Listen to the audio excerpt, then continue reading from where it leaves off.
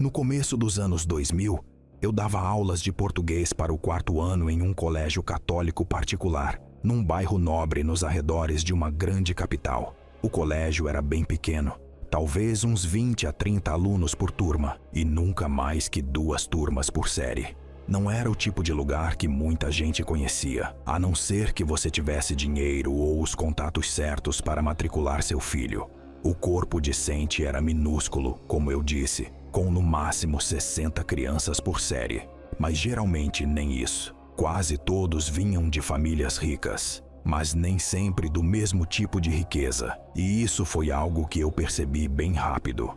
Alguns dos alunos tinham aquela polidez de dinheiro antigo, como se tivessem sido ensinados a apertar as mãos em eventos formais desde o jardim de infância. Eram bem educados e respeitosos, do jeito que você imaginaria que os filhos de diplomatas agiriam. Essas crianças eram muito interessadas em aprender e, por causa disso, eram fáceis de ensinar. Outros, no entanto, dava para ver que seus pais simplesmente estavam jogando dinheiro em cima de qualquer problema, esperando que a mensalidade resolvesse o que quer que estivesse acontecendo em casa. Mas se havia algo que todos tinham em comum, era a inteligência. O colégio era seletivo demais para deixar qualquer um passar de qualquer jeito. Então isso certamente facilitava meu trabalho. Enfim, todos os alunos me chamavam de Professora G. Eu não era casada na época. E sinceramente, mesmo que fosse, provavelmente ainda usaria esse nome. Durante meu tempo lá, tive minha cota de alunos difíceis. A maioria dos professores em colégios particulares tem, mesmo que as pessoas prefiram fingir que não. Mas houve um aluno, em particular, que se destacou mais do que qualquer outro. O nome dele era Lucas. E enquanto muitas crianças tinham suas esquisitices que podiam ser atribuídas a serem mimadas ou superestimuladas, Lucas era diferente. Havia algo no jeito dele que não se encaixava no molde habitual, nem mesmo para uma criança rica e de família disfuncional. Lucas sempre carregava um fichário cinza enorme, cheio apenas de folhas soltas. Ele era obcecado por escrever, mencionando constantemente o romance que estava criando. Embora nunca contasse a ninguém sobre o que era, ele era talentoso, facilmente o melhor escritor da minha turma, talvez da série inteira. Seu vocabulário era avançado e suas descrições eram surpreendentemente vívidas para um aluno do 4º ano. Geralmente, crianças dessa idade ainda não viveram o suficiente para descrever o mundo com tantos detalhes, mas para ele era natural. Era o tipo de talento bruto que não se pode ensinar. Mas Lucas tinha problemas sociais. Ele não criava laços com as outras crianças, ou ele não queria, ou elas simplesmente não sabiam o que fazer com ele. Ele foi parar na sala da diretora mais de uma vez naquele ano. Houve um incidente que ainda está na minha memória, embora eu tenha certeza de que poderia lembrar de outros se me esforçasse. Um dia, ele disse a um colega que tinha levado uma faca para a escola. Isso gerou uma confusão enorme, mas quando revistaram suas coisas, não havia faca nenhuma. A única razão pela qual eu soube dos detalhes foi porque a mãe de uma das minhas alunas e eu éramos bem próximas, e ela me contou tudo. Corria um boato de que ele realmente tinha uma faca naquele dia. Ninguém nunca a encontrou, então não tiveram outra opção a não ser dizer que ele mentiu sobre tudo. Depois de um tempo, comecei a notar um padrão estranho nos trabalhos do Lucas. Em suas provas e respostas curtas, ele adicionava pontos de interrogação no final de frases perfeitamente claras. Não de um jeito, será que estou errado? Mas mais como se ele estivesse questionando fatos que não deveriam ser questionados. Por exemplo, em vez de escrever, o protagonista é o narrador, ele escrevia, o protagonista é o narrador. Era especialmente confuso porque eu já era professora dele há tempo suficiente para saber que ele, com certeza, entendia a matéria. Isso continuou acontecendo, não só uma ou duas vezes. Tornou-se mais frequente. Com o tempo, os pontos de interrogação começaram a aparecer em outros lugares. Qualquer espaço em branco numa página era um alvo para ele. Lembro que, no auge, uma de suas provas tinha mais pontos de interrogação do que texto. Ele começou a escrever pontos de interrogação em pequenos pedaços de papel e a deixá-los pela minha sala de aula, como se estivesse tentando me atormentar especificamente. Chegou um ponto em que eu não podia mais ignorar. Então pedi para ele ficar depois da aula. Parte de mim achava que ele estava tentando me comunicar algo sem dizer explicitamente. Então eu não queria assustá-lo.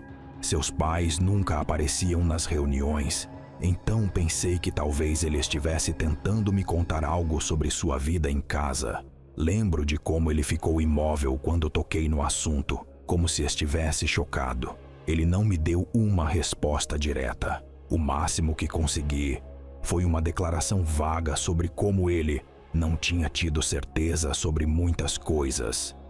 Eu não sabia bem o que aquilo significava, mas não parecia que ele ia dizer mais nada. Então o deixei ir.